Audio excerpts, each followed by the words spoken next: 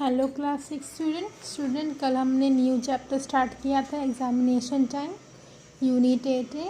उसमें हमने पढ़ा कि जैसे बच्चों का एग्ज़ाम आता है तो बच्चे बहुत नर्वस हो जाते हैं। हम सभी का जब भी एग्ज़ाम होता है सभी नर्वस हो जाते हैं। तो ये स्टोरी स्वामीनाथन और उसके दोस्तों से कि स्वामीनाथन एंड हिज फ्रेंड एक बुक है उसमें से ली गई है। उसका एक छोटा सा भाग है। इसमें स्वामी को एग्ज़ाम के टाइम में नर्वस हो रहा है वो उसके बारे में दिया गया। स्वामी से ज़्यादा उसके पापा नर्वस हो रहे थे। फिर सभी स्कूल में बच्चे थे, सभी नर्वस हो गए, एकदम स्ट्रिक्ट ये हो गए, पढ़ाई में सबका ध्यान ज़्यादा हो गया। तब एक मनी नाम का लड़का था जो कि उसका एक फ्रेंड शंकर था।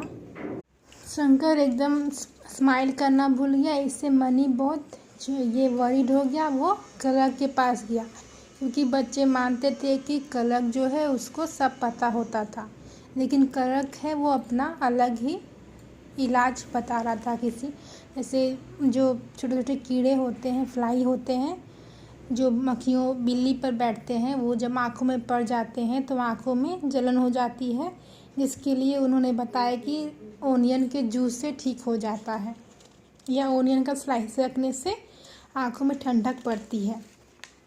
तब मनी ने देखा कि ये बोलते रहेंगे दूसरा बात, तब उसने काटा और कहा कि सर हमारे एग्ज़ाम में बस 1 वीक बचा हुआ है एग्ज़ाम स्टार्ट होने में। अब आगे पढ़ते हैं। The clerk was slightly puzzled. Yes indeed a week more. You must take care to choose only the juicy variety and the large juicy variety, not the small onion. हाँ, 1 सप्ताह तो है, एक ही सप्ताह है, तो तुमको ना ऐसा करो, तुम बड़ा बड़ा ऑनियंस लो, उसको जूस यूज़ करो, छोटा छोटा प्याज यूज़ मत करना आँखों के लिए। Sir Mani interrupted, ignoring underline करेंगे the juicy variety. I am much worried about my examination. He try to look pathetic. वो बहुत ही पैथेटिक मीन्स बहुत ही बेचारा सा दिखा और उसने कहा कि सर मुझे अभी ये सब जूस उसमें इंटरेस्ट नहीं है, मैं ज़्यादा अपने एग्ज़ाम के लिए परेशान हूँ। क्या आप मुझे एग्ज़ाम के बारे में कुछ बता सकते हैं? I am glad if you read well you will pass, said the clerk. हाँ, मैं खुश हूँ, पर अगर तुम अच्छे से पढ़ाई करोगे तो तुम पास हो जाओगे। You see, sir, I am worried. I don't sleep at nights thinking of the examination. देखिए सर, मैं बहुत परेशान हूँ, बहुत चिंतित हूँ, मैं तो रात को सो भी नहीं पाता हूँ एग्ज़ाम के बारे में सोच सोच के। If you could possibly tell me something important. I have such a lot to study. Don't want to study unnecessary things that may not be necessary for examination. अभी बहुत सारा पढ़ना है, तो क्या हम जो ज़रूरी नहीं है उसको हटा के नहीं पढ़ सकते हैं क्या? ऐसा नहीं हो सकता कि पता चल जाए कि जो ज़रूरी नहीं है पढ़ना उसको हटा दें चैप्टर में से। The clerk understood what he was driving at but said just read all your portion and you will pass. Clerk समझ रहे थे कि बच्चा क्या बोलना चाह रहा है, तो उन्होंने कहा कि तुम बस अपना जो बुक में पोर्शन दिया हुआ है चैप्टर्स को पढ़ो, तुम पास हो जाओगे। Mani realise that diplomacy was not his line. उसने देखा, मनी ने कहा ये तो डिप्लोमेटिक आंसर, वो तो सभी बोलते हैं कि सारा चैप्टर पढ़ोगे पास हो जाओगे। He asked bluntly. उसने कहा, सोचा कि अब ऐसे पूछना ठीक नहीं होगा, मुझे डायरेक्ट पूछना ही पड़ेगा, ये ऐसे नहीं बताने वाले। Please tell me sir what question we are getting for our examination. Please sir बताइए कि हमें क्या क्वेश्चन आने वाला है एग्ज़ाम में। The clerk denied having any knowledge of the question paper. Clerk ने इस तरह का नॉलेज से मना किया कि मुझे कुछ नहीं मालूम कि क्वेश्चन पेपर में क्या आने वाला है। In spite of the money flattered him by asking if he did not know the question, who else would? Money ने उसको फ्लैटर्ड किया, उसको बटरिंग किया कि अगर आपको नहीं पता होगा तो किसको पता होगा। In spite of the fact that he did not know what the first form text were, the clerk ventured to advise.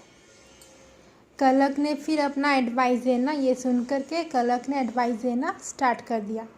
You must pay particular attention to geography, तुम्हें जोग्राफी में ध्यान देना है।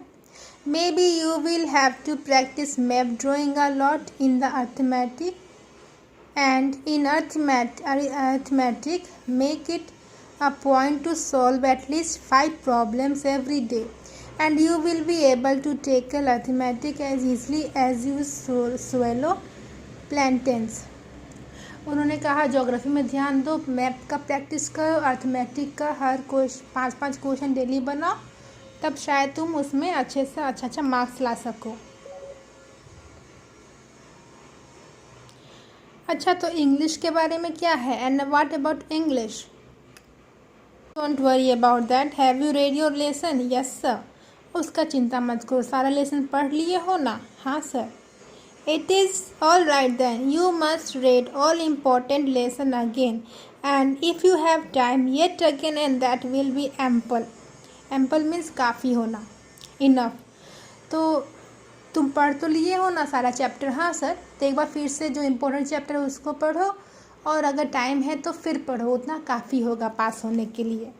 This answer satisfied Mani greatly, ये answer Mani को बहुत ज़्यादा satisfied किए। On his way home he smiled to himself and said the 4 annas he had invested on brinjal was not after a waste. उन्होंने यहाँ पर आप फोटो में देख रहे होंगे, वो उनके पैरों में ब्रिंजल्स रख रहा है, वो 4 आना खरीदा था, तो सोचा कि जो 4 आना मैंने स्पेंड किया बैगन में, ब्रिंजल्स में, वो वेस्ट नहीं गए। मनी फेल्ट इम्पॉर्टेंट, मनी को बहुत इम्पोर्टेंस लग रहा था अपने आप में, वो बहुत इम्पोर्टेंट फील कर रहा था खुद को। ही सीक्रेटली पीटेड हिज क्लासमेट, उसने मतलब बहुत दया की नज़रों से अपने दोस्तों को देखने लगा। Who had to do coolie work without valuable hints to lighten their labour, जिनको कूली की तरह बहुत ज़्यादा हार्ड वर्क करना था। He failed out to share his good secret with Swaminathan without diverging the source, उसने सोचा कि मैं ये सीक्रेट जो है स्वामीनाथन के साथ शेयर करूँगा, लेकिन इसका सोर्स कहाँ से आया है वो नहीं बताऊँगा उसको। They were going home from school, वो स्कूल से घर जा रहे थे। They stop for a while at the junction of Vinayak Murali and grove street before parting ways, वो एक जंक्शन था, स्टेशन, रेलवे स्टेशन के पास रुके जहाँ से उनको अलग अलग रास्ते जाना था। Mani said, young man have you any idea what we are getting for examination? Oh मेरे दोस्त, क्या तुम्हें कुछ आइडिया है यंग मैन कि हमारे एग्ज़ाम में क्या आने वाला है? Nothing outside the cover of the text book, हाँ बुक से तो कुछ बाहर आने वाला तो है नहीं।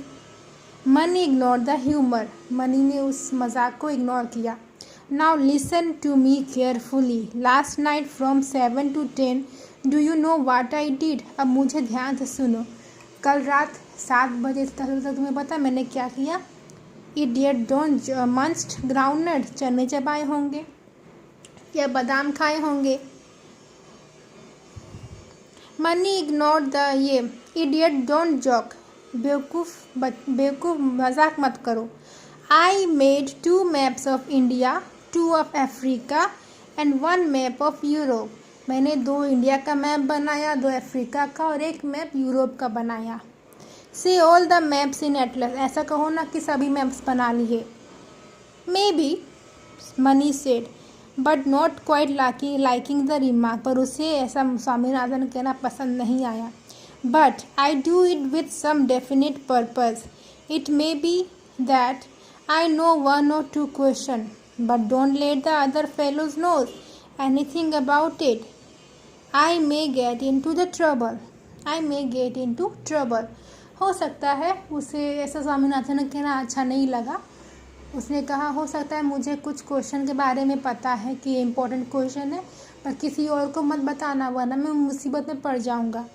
Swaminathan was taken in by the other seriousness, Swaminathan ने सोचा कि मजाक कर, लेकिन जब चेहरा में देखा तो वो बहुत सीरियस होके बोल रहा था, इससे वो बहुत मतलब उसको वंडर लगा, आश्चर्य लगा। And inferred means learn the moral, और उससे उसने एक लेसन सीखा। तो यहाँ पर चैप्टर फिनिश होती है। ऑथर के बारे में जानेंगे, R.K. नारायण है। उन्होंने मालगुडी डेज लिखा है बुक, जो कि एक काल्पनिक गांव है, ठीक है। उसी पे स्टोरी उन्होंने ढेर सारा बनाया है, जो कि आप बहुत अगले क्लासेस में पढ़े होंगे या नेक्स्ट क्लास में आप लोग पढ़ेंगे। About the author R.K. Narayan, उनका जन्म अक्टूबर 10, 1906 और उनकी मृत्यु मई 13, 2001 में हुआ। Was an Indian author whose work of fiction includes a series of books about people and their life in an imaginary town in India called Malgudi. उन्होंने एक मालगुडी गांव अपना बुक लिखा, जिसमें उन्होंने मालगुडी में रहने वाले लोगों और उसके इर्द गिर्द जो कहानियाँ बनी हैं उसमें उसको उन्होंने बुक में लिखा था स्टोरी।